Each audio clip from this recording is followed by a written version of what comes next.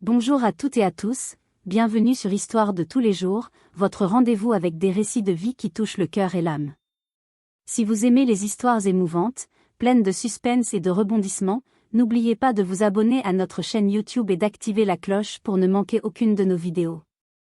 Aujourd'hui, je vous emmène dans un voyage intime, une histoire qui m'a brisée avant de me reconstruire. Alors, installez-vous confortablement, prenez un verre de vin ou une tasse de thé, et écoutez-moi. Voici mon histoire, je m'appelle Claire, j'ai 42 ans, et si vous m'aviez rencontrée il y a quelques mois, vous auriez vu une femme qui semblait avoir tout, un mari charismatique, une maison élégante dans le 16e arrondissement de Paris, une carrière stable comme consultante en communication, et une meilleure amie qui était comme une sœur.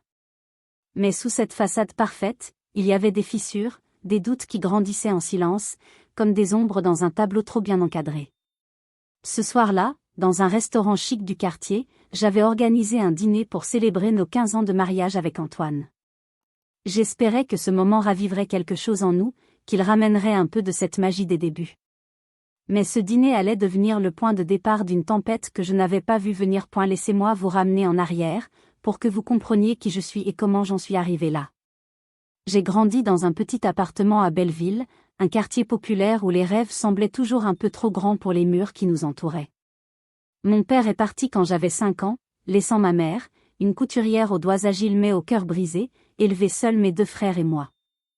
J'ai appris tôt à être forte, à sourire même quand tout semblait s'effondrer. Cette force, je l'ai portée comme un bouclier quand j'ai rencontré Antoine, à 25 ans, dans un café près de la Sorbonne. Il était tout ce que je n'étais pas, confiant, audacieux, avec un rire qui faisait tourner les têtes. Il venait d'une famille aisée, son père, Robert, était un homme d'affaires redouté, et sa mère, Élise, une femme douce mais effacée, toujours dans l'ombre de son mari. Antoine m'a séduite avec ses promesses d'un avenir radieux. Claire, avec toi, je veux construire quelque chose de grand, m'avait-il dit un soir, sous les étoiles, en me prenant la main. J'y ai cru.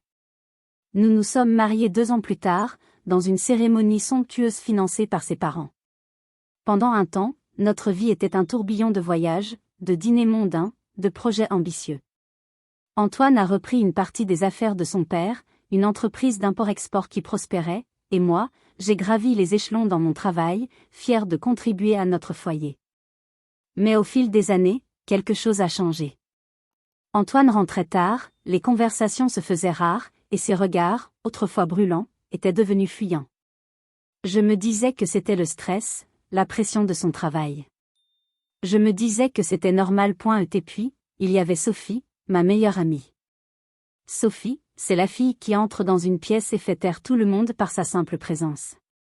Elle est arrivée dans ma vie à l'université, avec ses cheveux blonds en cascade et son rire qui semblait défier le monde.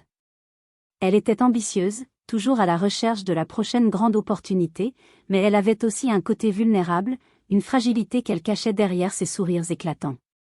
Sophie était ma confidente, celle avec qui je partageais tout, mes joies, mes peurs, mes doutes sur mon mariage. Elle me répétait souvent, « Claire, tu es trop dure avec toi-même. Antoine a de la chance de t'avoir. » Et moi, naïve, je la croyais. Ce soir-là, au restaurant La Rose d'Or, j'avais tout planifié avec soin. La table était réservée dans un coin intime, près d'une grande fenêtre donnant sur les lumières de Paris. J'avais choisi une robe bleu nuit, celle qu'Antoine aimait tant autrefois, et j'avais passé l'après-midi à me préparer, espérant capter à nouveau son regard. J'avais invité mes beaux-parents, Robert et Élise, pour montrer que nous étions une famille unie. Sophie serait là aussi, bien sûr, parce qu'elle faisait partie de notre histoire, presque comme une sœur. Mais en m'asseyant à la table, un étrange pressentiment m'a saisi. Rien de concret, juste une sensation, comme un courant d'air froid dans une pièce chaude. Le restaurant était magnifique, avec ses lustres en cristal et ses nappes blanches impeccables. Les serveurs glissaient entre les tables avec une élégance discrète, et l'odeur du pain frais et du vin rouge flottait dans l'air. Robert était déjà là, imposant dans son costume gris, son verre de whisky à la main. Claire, toujours à vouloir tout organiser, m'a-t-il lancé avec ce sourire moqueur qui me mettait toujours mal à l'aise. Élise, à côté de lui, m'a offert un sourire timide, ses mains croisées sur ses genoux comme pour s'excuser d'exister. C'est une belle soirée, Claire, merci de nous avoir invités, a-t-elle murmuré. Sophie est arrivée peu après, vêtue d'une robe rouge éclatante qui attirait tous les regards. Waouh, Claire, tu es magnifique, m'a-t-elle dit en m'embrassant sur les 2 joues. Mais il y avait quelque chose dans son regard, une lueur fugitive, comme si elle cachait un secret. J'ai chassé cette pensée. Sophie était ma meilleure amie, celle qui m'avait soutenue quand j'avais perdu un gros contrat l'année précédente, celle qui m'avait écouté pleurer quand Antoine et moi nous disputions. Elle ne pouvait pas me trahir, n'est-ce pas? Nous nous sommes assis, et les conversations ont commencé, un peu guindées au début. Robert dominait, comme toujours, racontant ses dernières affaires avec un enthousiasme qui frôlait l'arrogance. L'entreprise n'a jamais été aussi florissante, Claire. Tu devrais être fière d'Antoine, il a repris le flambeau avec brio. J'ai hoché la tête, souriant poliment, même si ces mots sonnaient comme une critique déguisée. Élise, elle, restait silencieuse, sirotant son verre d'eau, ses yeux fixés sur la nappe. Sophie, d'habitude si bavarde, semblait étrangement réservée, jouant avec sa fourchette sans vraiment manger point. « Où est Antoine ?» a demandé Robert, jetant un coup d'œil à sa montre. « Toujours en retard, ce garçon. Il devrait apprendre à respecter les horaires. » J'ai senti une pointe d'embarras me piquer le cœur. Antoine m'avait promis d'être là à l'heure, mais il avait appelé 1 heure plus tôt pour dire qu'il était retenu au bureau. « Il arrive bientôt », ai-je répondu, forçant un sourire. « Vous savez comment il est, toujours occupé. » Sophie a levé les yeux vers moi, et pour la première fois, j'ai remarqué une tension dans son expression. « Oui, il est très occupé », a-t-elle dit, sa voix un peu trop aiguë.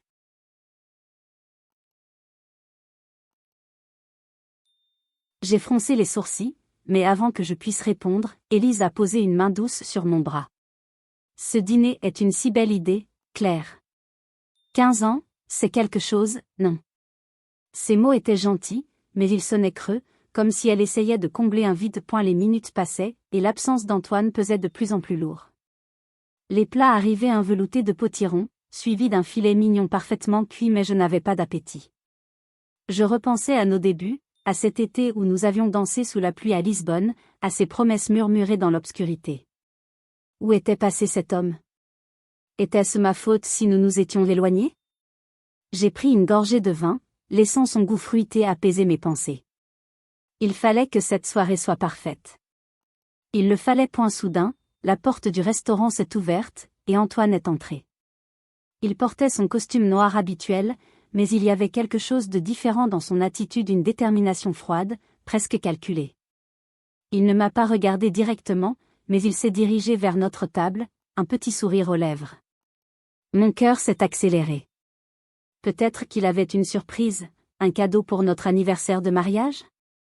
Peut-être qu'il allait me prendre dans ses bras et me dire qu'il m'aimait encore, mais alors, il a posé un objet sur la table, un geste brusque qui a fait trembler les verres. Un billet d'avion. Je l'ai fixé, confuse, tandis que le silence s'installait autour de nous. Robert a haussé un sourcil, Élise a baissé les yeux, et Sophie. Sophie a détourné le regard, comme si elle savait ce qui allait suivre. Demain, je pars vivre à Dubaï avec Sophie, a déclaré Antoine, sa voix tranchante comme un couteau. C'est fini, Claire. Le monde s'est arrêté. Mon souffle s'est coupé, et j'ai senti une vague de chaleur monter dans ma poitrine. Sophie? Ma Sophie? Robert a éclaté de rire, un rire gras et moqueur. Enfin, un homme qui sait ce qu'il veut, a-t-il lancé, levant son verre comme pour trinquer à cette trahison.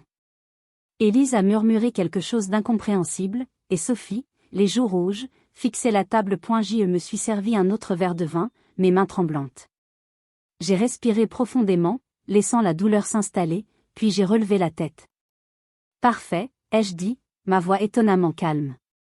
Dans ce cas, tu vas aussi entendre ma décision. Le silence qui a suivi était assourdissant. Ils me regardaient tous, attendant, suspendus à mes mots. Et pour la première fois ce soir-là, j'ai senti une force nouvelle en moi, une étincelle qui allait tout changer. Le bruit du billet d'avion claquant sur la table a résonné dans ma tête comme un coup de tonnerre. Pendant une fraction de seconde, tout s'est figé, le tintement des verres, les murmures des autres clients, le cliquetis des couverts. J'ai fixé le billet, un simple morceau de papier plié en deux, posée là comme une bombe prête à exploser. Les mots d'Antoine tournaient en boucle dans mon esprit. Demain, je pars vivre à Dubaï avec Sophie. C'est fini, Claire. Chaque syllabe était une lame, tranchante, précise, taillée pour faire mal. Et pourtant, ce n'était pas seulement sa voix qui me poignardait, c'était le silence de Sophie, assise à ma gauche, les yeux baissés, incapable de croiser mon regard. Ma meilleure amie. Ma sœur de cœur. La femme qui, pendant des années, avait partagé mes rires, mes larmes, mes secrets les plus intimes. J'ai senti une vague de chaleur envahir ma poitrine, un mélange de colère, d'humiliation et d'incrédulité. Comment avais-je pu être aussi aveugle? Comment avais-je pu ne pas voir les signes? Les dîners où Sophie s'attardait un peu trop longtemps avec Antoine, ses regards furtifs, ses excuses maladroites quand je lui demandais si tout allait bien. Et Antoine? Mon mari, l'homme que j'avais aimé passionnément, celui pour qui j'avais tout sacrifié, ma carrière, mes rêves, mon besoin de liberté, me trahissait ainsi, devant toute notre famille, dans ce restaurant où j'avais espéré raviver notre amour. Robert, mon beau-père, a brisé le silence avec son rire gras, celui qui me donnait toujours envie de disparaître sous la table. Enfin, un homme qui sait ce qu'il veut, a-t-il lancé, levant son verre de whisky comme pour célébrer une victoire. Ces mots étaient un écho de son arrogance habituelle, mais ils portaient une cruauté nouvelle, comme s'il se délectait de ma douleur. Élise, ma belle-mère, a murmuré un faible « Robert, s'il te plaît ». Mais sa voix s'est perdue dans l'épaisseur de l'atmosphère. Sophie, elle, restait immobile, ses mains crispées sur ses genoux, son rouge à lèvres éclatant soudainement vulgaire dans la lumière tamisée du restaurant. J'ai pris mon verre de vin, mes doigts tremblants glissant sur le cristal. Le liquide rouge sombre tourbillonnait doucement, et j'ai fixé sa surface comme si elle pouvait me donner des réponses. Le goût du merlot était amer sur ma langue, mais je l'ai avalé lentement, laissant chaque gorgée calmer la tempête qui grondait en moi. Mes yeux ont glissé vers Antoine. Il se tenait là, droit, son menton levé avec cette assurance arrogante qui m'avait autrefois séduite.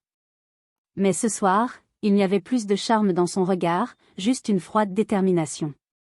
Il ne me regardait pas vraiment, il regardait à travers moi, comme si j'étais déjà un souvenir qu'il voulait effacer. Antoine, ai-je dit, ma voix étonnamment stable malgré le chaos dans ma poitrine. Tu peux répéter? J'avais besoin de l'entendre encore, besoin de m'assurer que ce n'était pas un cauchemar, que l'homme que j'avais aimé pendant 15 ans venait vraiment de détruire notre vie en une phrase. Et elle a soupiré, comme si ma question l'agaçait. Tu as très bien entendu, Claire. J'en ai assez de faire semblant. Sophie et moi, on s'aime. On part à Dubaï demain. C'est fini. Chaque mot était un coup, mais c'était son ton détaché, presque ennuyé qui me faisait le plus mal.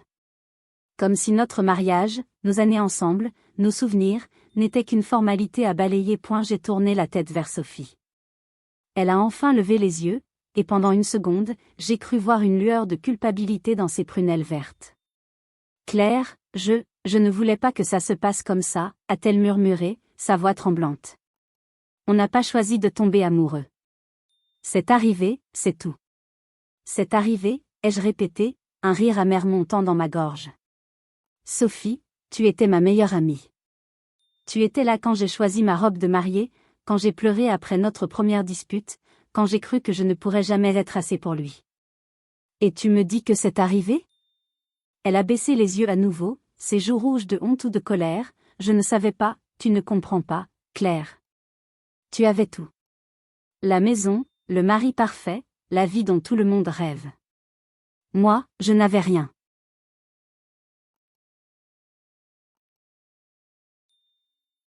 Rien? Ma voix s'est brisée, et j'ai senti les larmes monter, mais je les ai ravalées. Pas ici. Pas maintenant. Pas devant eux. Tu avais ma confiance, Sophie. Tu avais mon amitié. Et tu choisis de me trahir avec lui? Robert a interrompu, son ton moqueur toujours intact. Allons, Claire, ne fais pas de scène. Les choses changent, les gens évoluent. Antoine a fait un choix. Tu devrais l'accepter avec dignité. De la dignité? Ai-je rétorqué, mes yeux plantés dans les siens.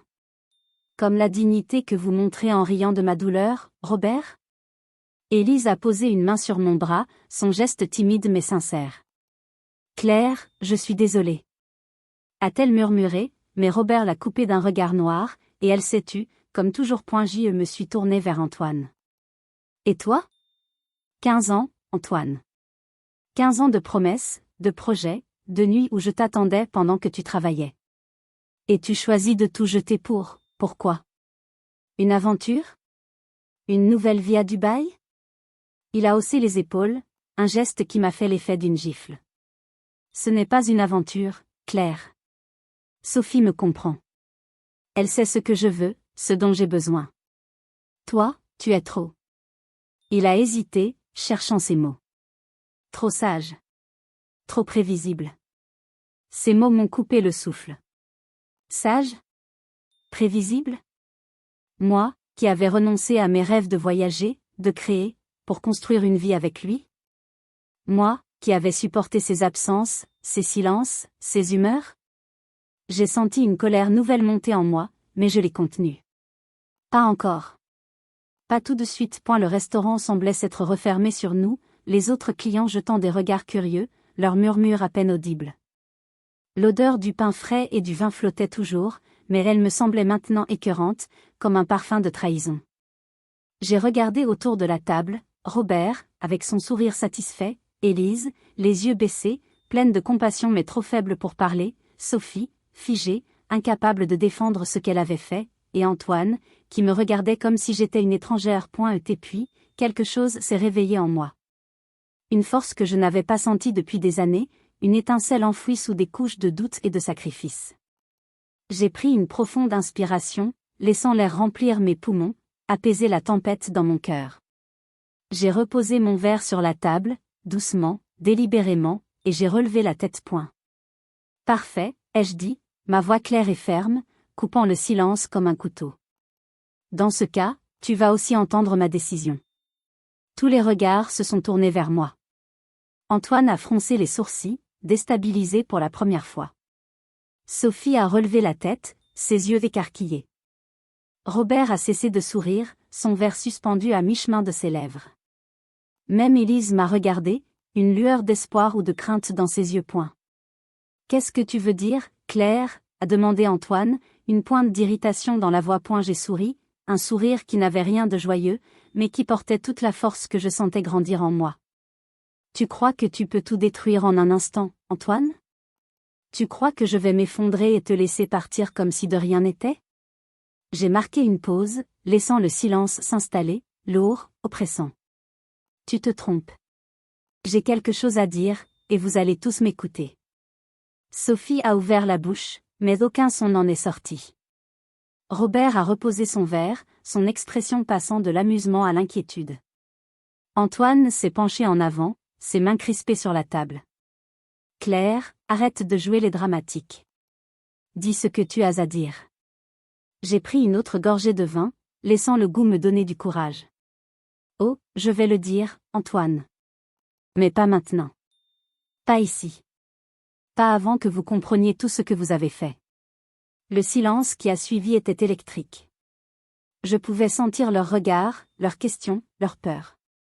Et pour la première fois ce soir-là, j'avais le contrôle. J'avais une carte dans ma manche, un secret que je gardais depuis des semaines, un secret qui allait tout changer. Mais je n'allais pas le révéler maintenant.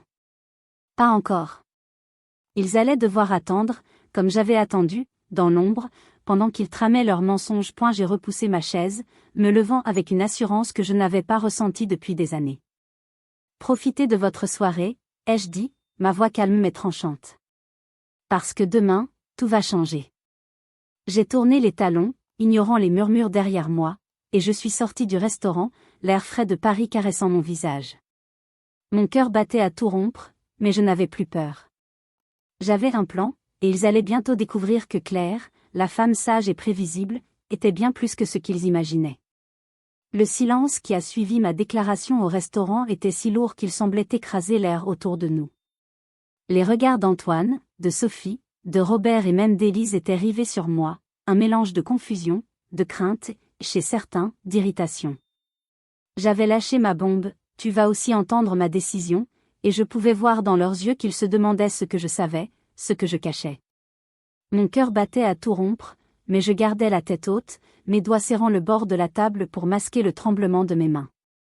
J'avais attendu ce moment, et maintenant, il était temps de jouer mes cartes, une à une, avec précision. Mais pour comprendre ce qui s'est passé ensuite, il faut que je vous ramène quelques semaines en arrière.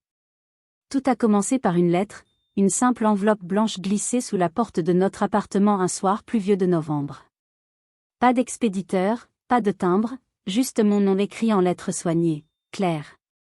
À l'intérieur, il y avait des photos floues, prises à la hâte, mais assez claires pour que je reconnaisse Antoine et Sophie, enlacés dans une rue sombre, leurs visages proches, trop proches. Avec les photos, quelques captures d'écran de messages, des mots crus, intimes, qui confirmaient ce que mon instinct avait murmuré pendant des mois, ils avaient une liaison. À eu début, j'ai cru que mon monde s'effondrait. J'ai passé des nuits à relire ces messages, à fixer ces images, à chercher des réponses dans les ombres. Pourquoi? Quand? Comment avais-je pu être aussi aveugle? Mais la douleur, aussi vive qu'elle soit, s'est peu à peu transformée en quelque chose d'autre, une détermination froide, une résolution à comprendre, à agir. J'ai engagé un détective privé, un homme discret recommandé par une collègue. Ce qu'il a découvert allait bien au-delà de la trahison amoureuse. Antoine et son père, Robert, étaient impliqués dans un scandale financier. Ils avaient détourné une partie de l'héritage familial, une fortune que je croyais destinée à notre avenir commun, pour financer des projets douteux à l'étranger.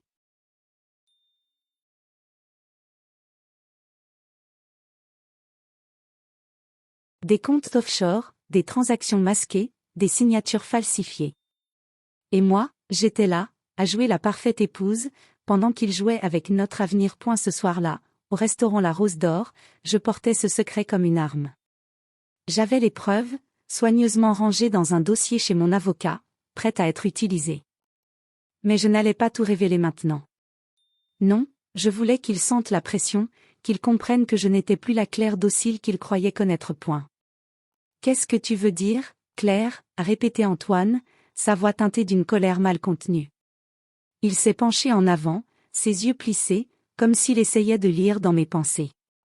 Arrête de jouer les mystérieuses. Si tu as quelque chose à dire, dis-le. J'ai souri, un sourire lent, presque calculateur, qui l'a visiblement déstabilisé. Oh, Antoine, tu crois vraiment que je suis restée là, à attendre que tu décides de mon avenir, ai-je répondu, ma voix douce mais tranchante. J'ai vu les photos. J'ai lu les messages. Je sais tout. Depuis des semaines. Un murmure a parcouru la table. Sophie a pâli, ses mains se crispant sur sa serviette. Claire. A-t-elle commencé, mais je l'ai coupée d'un regard. Ne dis rien, Sophie. Pas maintenant. Tu auras tout le temps de t'expliquer plus tard. J'ai marqué une pause, laissant mes mots faire leur effet. Mais ce n'est pas tout. Antoine, toi et ton père, vous avez cru que je ne découvrirais jamais vos petits arrangements avec l'héritage? Robert, qui jusqu'à présent s'était contenté d'observer avec un amusement narquois, s'est raidi. De quoi parles-tu, Claire, a-t-il demandé, son ton soudain glacial. Tu ferais mieux de choisir tes mots avec soin. J'ai soutenu son regard, refusant de me laisser intimider. Oh, je choisis mes mots très soigneusement, Robert. Des comptes offshore à Dubaï, des transferts illégaux, des documents signés en mon nom sans mon consentement. Ça vous dit quelque chose? Le silence qui a suivi était étouffant. Antoine a ouvert la bouche, mais aucun son n'en est sorti. Élise, pour la première fois, a relevé la tête, ses yeux écarquillés de surprise. Sophie, elle, semblait au bord des larmes, ses lèvres tremblantes. Claire, je ne savais rien de tout ça.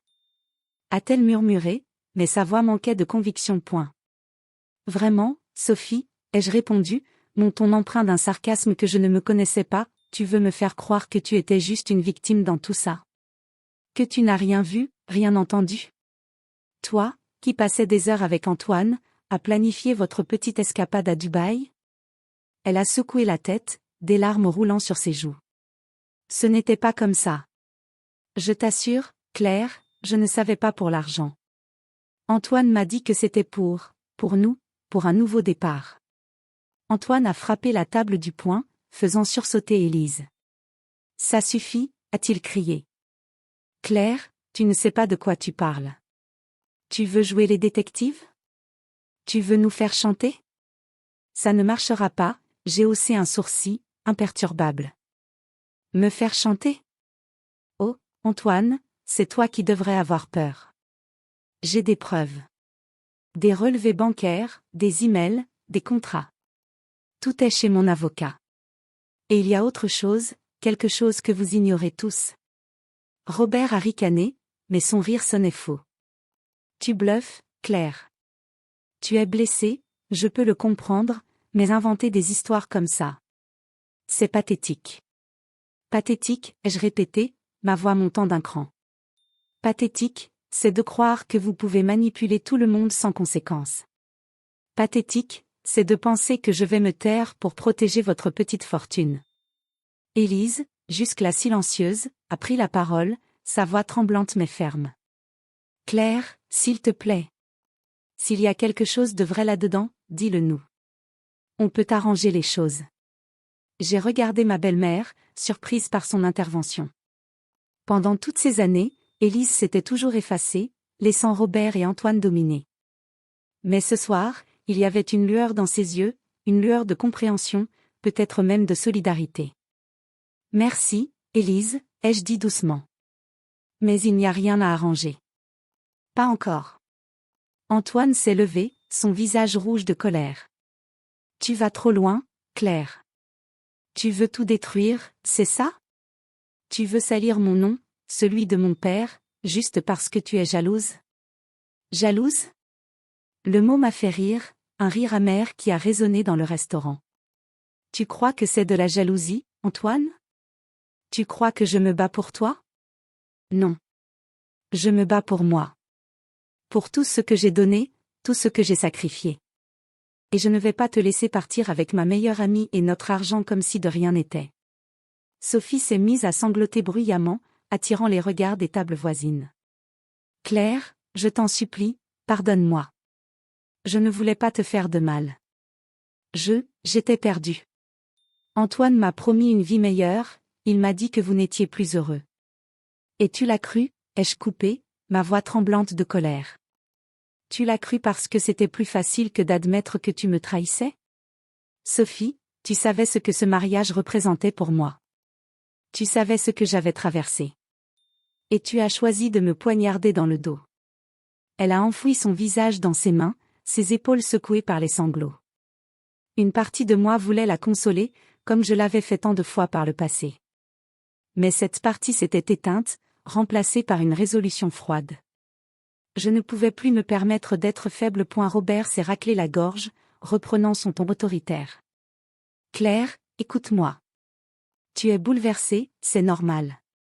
Mais si tu as des preuves, montre-les. Sinon, arrête ce cirque et laisse Antoine vivre sa vie. J'ai senti une rage nouvelle monter en moi, mais je l'ai contenue. Oh, je vais vous les montrer, Robert. Mais pas ce soir. Ce soir, je veux que vous vous demandiez tout ce que je sais, ce que je prépare. Parce que croyez-moi, vous n'êtes pas prêt.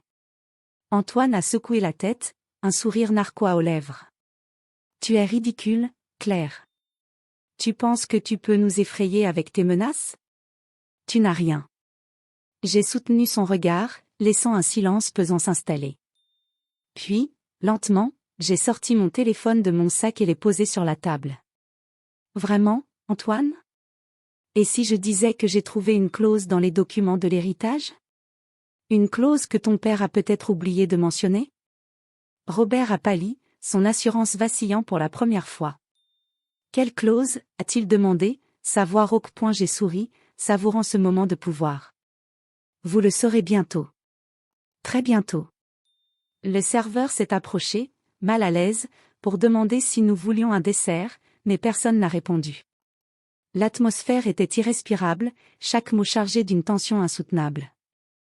J'ai ramassé mon sac, me levant avec une assurance que je n'avais pas ressentie depuis des années.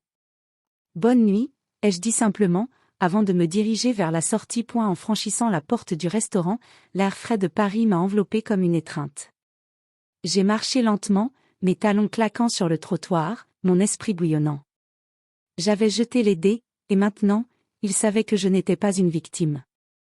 Mais les obstacles ne faisaient que commencer. Robert essaierait de me discréditer, Antoine de me manipuler, et Sophie. Sophie était une énigme. Était-elle vraiment une victime, ou jouait-elle un rôle dans ce jeu de dupes?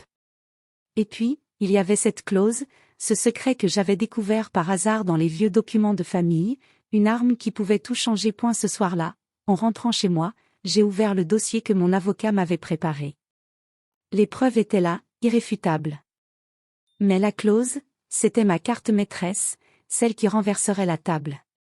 Je me suis assise à mon bureau, un verre de vin à la main, et j'ai murmuré pour moi-même, « Vous avez voulu jouer, mais c'est moi qui vais gagner. » Le silence autour de la table était si dense qu'il semblait vibrer. Mes mots, une clause dans les documents de l'héritage, avaient frappé comme un éclair, et je pouvais voir l'inquiétude creuser les visages d'Antoine et de Robert. Sophie, elle, sanglotait doucement, ses mains crispées sur sa serviette, tandis qu'Élise me fixait avec une lueur nouvelle dans les yeux, comme si elle voyait enfin la femme que j'étais devenue. J'avais jeté les dés, et maintenant, il était temps de révéler ma carte maîtresse, celle qui allait renverser tout ce qu'il croyait contrôler. Claire, de quoi parles-tu? A répété Robert, sa voix tremblante d'une colère qu'il peinait à masquer. Quelle clause? Tu inventes des histoires pour nous faire peur, c'est ça? J'ai pris une profonde inspiration, sentant la force qui montait en moi, une force forgée dans la douleur, la trahison et des semaines de préparation silencieuse. Oh, Robert, je n'invente rien, ai-je répondu, ma voix calme mais tranchante comme une lame. Vous pensiez tous que j'étais juste l'épouse docile, celle qui fermerait les yeux sur vos mensonges. Mais j'ai fouillé, Robert. J'ai lu les documents de l'héritage, ceux que vous gardiez si soigneusement dans votre coffre. Et j'ai trouvé quelque chose d'intéressant. Antoine s'est penché en avant, son visage rouge de colère et d'angoisse. Claire, arrête ce je dis ce que tu sais, ou je. Ou quoi, Antoine, l'ai-je coupé, mon regard planté dans le sien. Tu vas me menacer? Me supplier? Tu n'as plus aucun pouvoir ici. Laisse-moi t'expliquer quelque chose. J'ai marqué une pause, laissant le silence s'installer, savourant chaque seconde de leur malaise. Selon une clause dans l'héritage familial, établie par ton grand-père, si tu romps notre mariage par infidélité, tu perds tout droit sur la fortune. Tout. La maison, les comptes, les parts de l'entreprise. Tout me revient, à moi, l'épouse trahie. Un hoquet collectif a parcouru la table. Robert a blêmi, son verre de whisky tremblant dans sa main. Antoine a secoué la tête, incrédule. C'est impossible, a-t-il murmuré. Tu mens. Papa, dis-moi qu'elle ment. Robert a ouvert la bouche, mais aucun son n'en est sorti. Pour la première fois, cet homme autoritaire, qui m'avait toujours regardé de haut, semblait à court de mots. Claire. A-t-il commencé, mais je l'ai coupé point. Ne gaspille pas ton souffle, Robert. J'ai les documents, authentifiés par mon avocat. J'ai même une copie ici. J'ai sorti une enveloppe de mon sac, la posant sur la table avec un geste théâtral. Vous voulez vérifier? Allez-y. Mais je vous préviens, c'est légal, et c'est irrévocable. Sophie s'est effondrée en sanglots, ses mains couvrant son visage. Claire, je ne savais pas. Je te jure, je ne savais pas pour l'argent, pour tout ça. Sa voix était brisée, mais je n'avais plus de compassion à lui offrir. Tu ne savais pas, Sophie, ai-je rétorqué, ma voix tremblante de colère contenue. Tu savais que tu couchais avec mon mari. Tu savais que tu brisais ma vie. Ne me dis pas que tu ne savais pas, Antoine s'est levé, renversant presque sa chaise. Claire, tu ne peux pas faire ça. Tu ne vas pas détruire tout ce que j'ai construit. Sa voix était un mélange de panique et de rage, mais je voyais la peur dans ses yeux. Il savait que j'avais gagné. Ce que tu as construit, ai-je répété, un rire amer montant dans ma gorge. Tu veux parler de l'héritage que tu as détourné avec ton père? Des fonds que vous avez cachés à Dubaï, pensant que je ne découvrirais jamais rien? Oh, Antoine, tu m'as sous-estimé. Élise, qui était restée silencieuse jusqu'à présent, a pris la parole, sa voix douce mais ferme. Claire, est-ce vrai? Tout ce que tu dis, c'est vrai? J'ai tourné les yeux vers elle, surprise par son courage. Oui, Élise. Tout est vrai. J'ai les preuves, les relevés bancaires, les emails. Et la clause, elle est réelle. Votre mari et votre fils ont cru qu'ils pouvaient me manipuler, mais ils se sont trompés. Robert a frappé la table du poing, faisant sursauter Sophie. Ça suffit, a-t-il rugi. Tu penses que tu peux nous humilier comme ça, Claire? Tu penses que tu vas t'en tirer? J'ai souri, un sourire froid, calculé. Oh, Robert, c'est vous qui ne vous en tirerez pas. Pas cette fois. Le restaurant semblait s'être refermé sur nous, les regards des autres clients braqués sur notre table. Le serveur, qui s'était approché timidement, a battu en retraite, sentant la tension. J'ai repris mon souffle, me levant lentement, l'enveloppe toujours posée sur la table comme une menace silencieuse. Voici ce qui va se passer, ai-je dit, ma voix claire et assurée. Antoine, tu peux partir à Dubaï avec Sophie si tu veux. Mais tu partiras sans un centime de l'héritage. Et Robert, si tu essaies de me défier, je ferai tout rendre public. Les fraudes, les comptes offshore, tout. Antoine s'est rassis, ses mains tremblantes. Claire, attends. On peut s'arranger. Je ne veux pas tout perdre. S'arranger, ai-je répété, presque amusé. Tu crois qu'on peut s'arranger après ce que tu m'as fait? Après ce que vous m'avez tous fait? J'ai regardé Sophie, qui pleurait toujours, puis Robert, dont l'arrogance s'était effondrée. Mais je vais être généreuse. Si vous restituez les fonds détournés, si vous me laissez l'héritage qui me revient, je garderai vos secrets. Pas pour vous, mais pour Élise. Parce qu'elle ne mérite pas d'être traînée dans votre scandale. Élise m'a regardée, les larmes aux yeux. Merci, Claire, a-t-elle murmuré. Je savais que quelque chose n'allait pas, mais je n'ai jamais eu le courage de parler. J'ai hoché la tête, touchée par sa sincérité. Vous n'avez pas à vous excuser, Élise. Vous n'êtes pas responsable de leur choix. Sophie a relevé la tête, ses yeux rougis.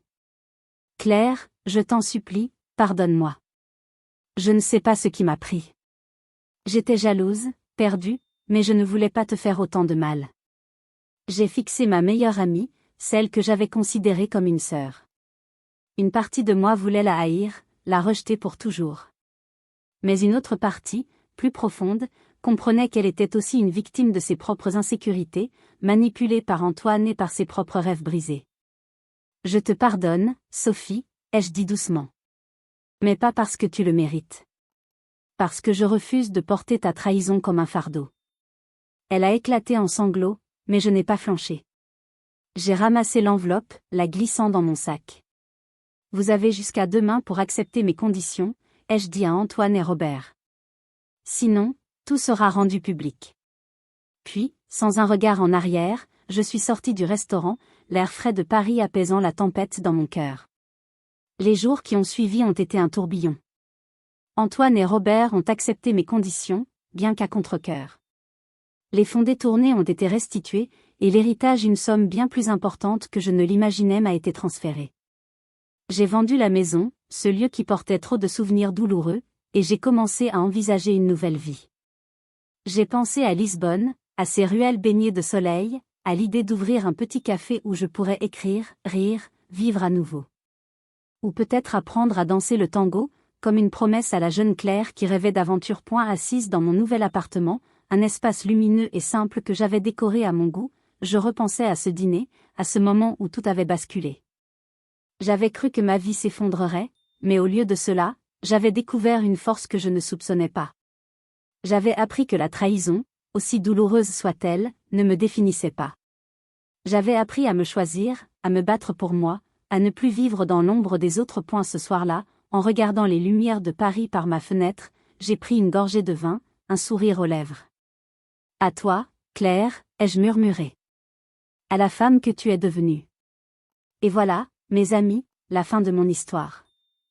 Mais avant de vous laisser, j'ai une petite demande. Si ce récit vous a touché, si vous avez ri, pleuré ou ressenti la force de Claire avec moi, abonnez-vous à notre chaîne YouTube Histoire de tous les jours. Cliquez sur la cloche pour ne manquer aucune de nos prochaines histoires, tout aussi émouvantes et pleines de rebondissements. Partagez vos pensées dans les commentaires, dites-nous ce que vous avez ressenti, et à très bientôt pour une nouvelle aventure.